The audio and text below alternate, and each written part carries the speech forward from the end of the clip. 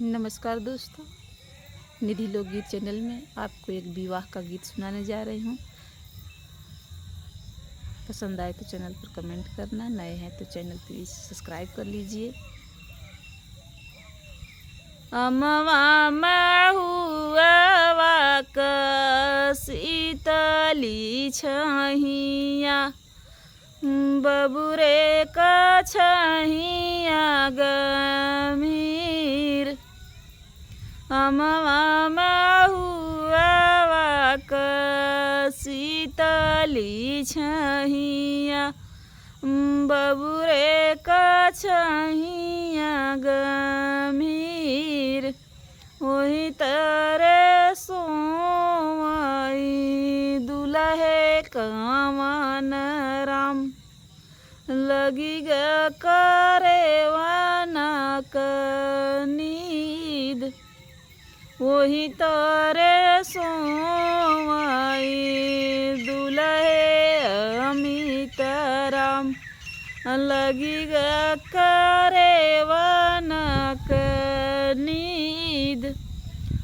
मचिया ही बैठे उनकर बाबा जगावई, उठू बेटा भये बिनु सार। मचिया ही बैठे उनकर बाबा जगावई, उठू बेटा भये बिनु सार। आसीन कोस बेटा तोहरी ससुररिया, ब्याहन जाबई बड़ी दूर। आसीन कोस बेटा तोहरी ससुररिया,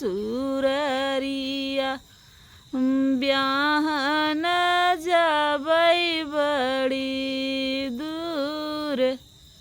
अमवा महुआ के शीतली छहिया,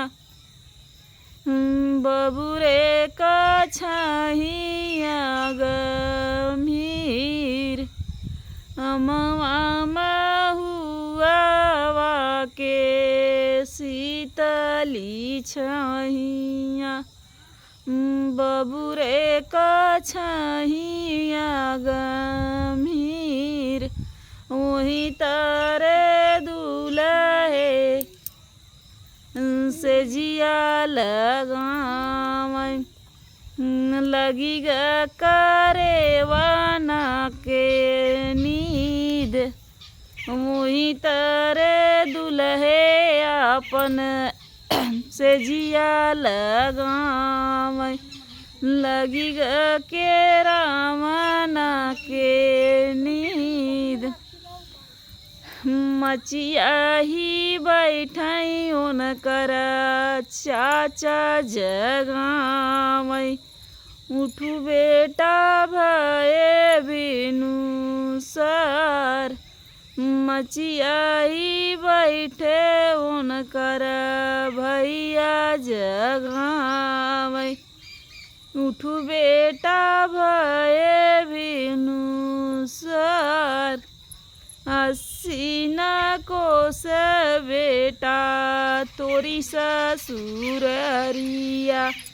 बियाहन जाबई बड़ी दूर। आसीन कोस बेटा तोरी ससुररिया, ब्याहन जाबई बड़ी दूर।